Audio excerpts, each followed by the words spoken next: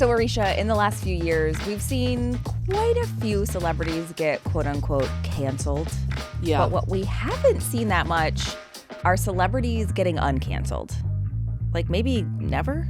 I'm trying to think. I know. I feel like Chris Brown kind of got. Like, people are like, oh, like, I love his music. Let's, like, that stuff's in the past. And it's like, is it? Those people Not probably for didn't me. care in the first place. I know. True. Yeah. But it looks like Ellen DeGeneres is trying to claw her way back into the limelight. She's been laying low ever since her image took a pretty big hit and her talk show was canceled after rumors that it was a toxic workplace. Yeah. And just like the comedian she is, she joked that she was kicked out of show business, but it looks like she's about to jump on the comedy comeback train. Maybe. Thank God. Yeah, maybe. From Wondery, I'm Brooke Ziffrin. And I'm Arisha Skidmore-Williams. It's Monday, April 29th. And you're listening to Rich and Daily.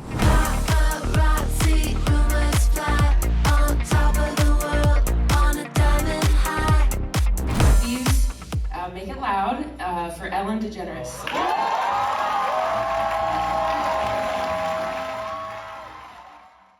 So that was comedian best-selling, giving every bit of energy she could muster. Like, she doesn't care. I think that How do you know her? Improv? I know of her because I know of a lot of people. No, well, the way Liam has really good friends on Twitter. Like, she's one of my dearest friends. No, but she was dating somebody that I was, like, in love with. So that's how I know her. That's how I know every person out there. That doesn't narrow it down either. That could be anyone. But anyway, she was welcoming Ellen DeGeneres to the Largo stage in LA for a stand-up set back in February. And it was a pretty rare public appearance for Ellen. Like we said, she's been laying low ever since her talk show went off the air back in 2022. And we all know that her and other producers were accused of mistreating their staff, creating a toxic workplace. But now it looks like Ellen is slowly trying to make a comeback through stand-up, which is where she started. So that makes sense that that's the route she would go. Yeah. And she recently announced dates for the Ellen's Last Stand Up tour. And according to some people who were in the audience during her set at the Largo last week, Ellen was cracking jokes about being kicked out of Hollywood.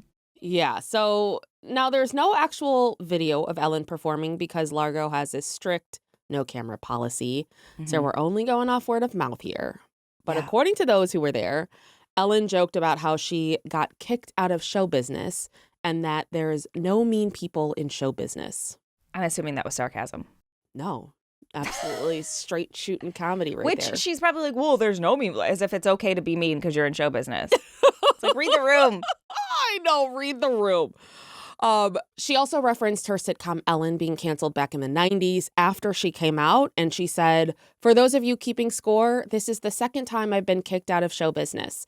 Eventually, they're going to kick me out for a third time because I'm mean, old, and gay. I'm pausing each time to give you a time to roll your eyes. She's such an idiot. Like, okay, her sitcom being canceled because she came out, that was fucked up. We can all agree 100%. On that. 100%. That was bullshit. She paved the way. That was a big deal. Yeah. This isn't the same thing. No, it's not. And it's like to compare is diminishing what happened to her in that circumstance because that was, like you said, supremely fucked up. Yeah. This is not the same thing. This is a consequence of your own actions and you were the one that did things wrong. So yes. No. But Ellen also said in her set at the Largo that the hate got so bad that she avoided looking at the news and said that the experience took a toll on her ego and self-esteem. All makes sense. I wouldn't look at the news either. Yeah. Especially if I'm a mean person. I don't want to be reminded of how mean I am. But anyone who watched Ellen's talk show probably remembers how she would sign off every episode by saying, be kind to one another. And while she was on stage at the Largo, she joked that her catchphrase turned into a problem because the headline became, the be kind girl wasn't kind.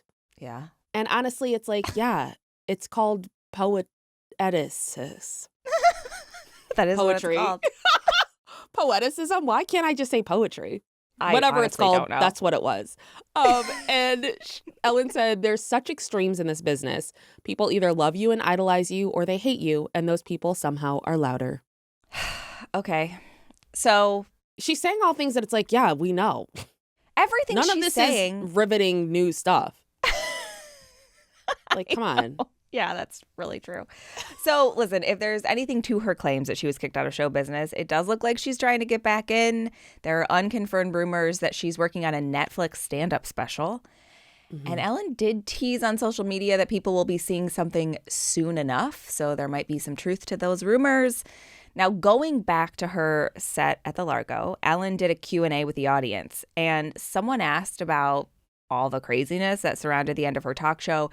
And they asked Ellen if she was able to find a way to dance during these tough times. Who is this person? I wish. I must know somebody that was there. I feel like we must know somebody in our circle that was there because I want to know who this clown was Portia asking this question. In a mask. In a mask with an American accent to really throw us off. Yeah, like obviously everyone remembers at the top of every show she would come out and dance. That was like her thing. She would go into the audience, blah, blah, blah. Yeah. But Ellen said there wasn't much dancing after her cancellation and told the Largo audience that it's hard to dance when you're crying. And to that I say bullshit. It's not. I am constantly dancing and sobbing at the same time. Yeah. It's like, I gotta dance this sadness out. It doesn't work, but I do it. So it's possible. Crying doesn't affect your legs. Yeah, it doesn't. Yeah. I can cry while I'm driving. I can cry while I'm cooking. I can cry while I'm going to the bathroom. Nothing stops me from crying. Nope. Ellen did tell the audience that she had a hard time when the scandal was breaking, and she didn't love the way that her show ended.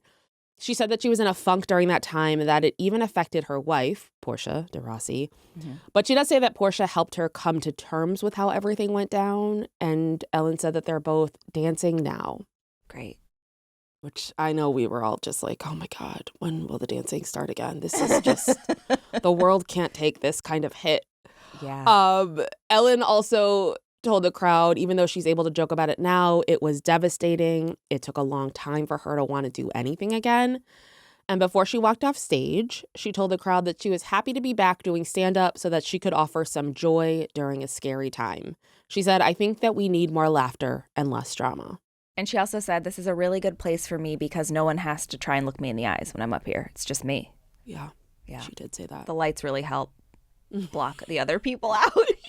So if you're an Ellen stand-up fan, you are in luck. She'll be doing a dozen or so shows in California, Washington, and Oregon between late May and early July, which some of her celebrity friends are excited about because she wasn't mean to them.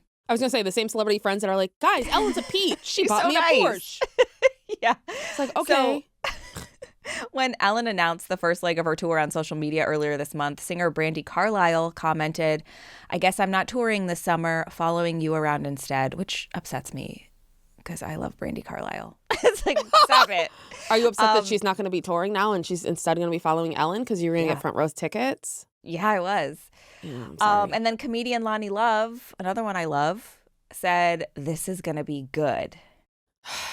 But don't you worry, Richies. There are people just like us, the haters, referring to the title Ellen's last stand-up tour. Someone commented, thank God it's going to be the last. No, it's not. This person has never learned anything. Anytime someone's like, it's our last tour, guaranteed to not be the last tour. Well, yeah, that's like I always talk about how Elton John's farewell tour was like 6 years long. Yeah. He's still saying goodbye. Yeah. And then under a thread on X, someone wrote, maybe the woman who preached kindness shouldn't have been mean. Valid point. And someone else wrote, being mean or being out of touch and failing to adapt. And that commenter included a meme of that infamous moment when Dakota Johnson called Ellen out on her show, saying, actually, that is not the truth, Ellen. Such an iconic moment in pop culture history. I know, it really is. I love it so much. And I just can picture it. Dakota's face. And Ellen's face slipping away from the mask, being like, briefly, yep. Recalculating. So, Arisha, Ellen's clearly trying to make a comeback. What do you think? Are you going to be at the Netflix special taping? I can't wait for this to be over. There's so many ads for it, and it's like going to be taking over the theater. Like we don't get Herald Night that week because of Netflix is a joke festival. When will she stop taking away from the little people? I know. My thing is just this is peak comedian behavior. Like especially in this community, Brooke, I'm sure you experienced this when you were at IO, but like there are a lot of shitty people in the community and they'll get called out. They might get a little bit punished, but they always come crawling back out.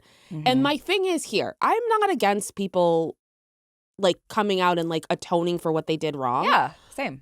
we didn't have any footage, but I don't see anything of her talking about owning up to her behavior. Mm-hmm. So that's why I'm like, I don't give a shit. Like, it's like if you were like, yeah, and it's one of those things where she probably genuinely doesn't think she did anything wrong. And it's like, well, that just goes to show you have problematic viewpoints of who you are.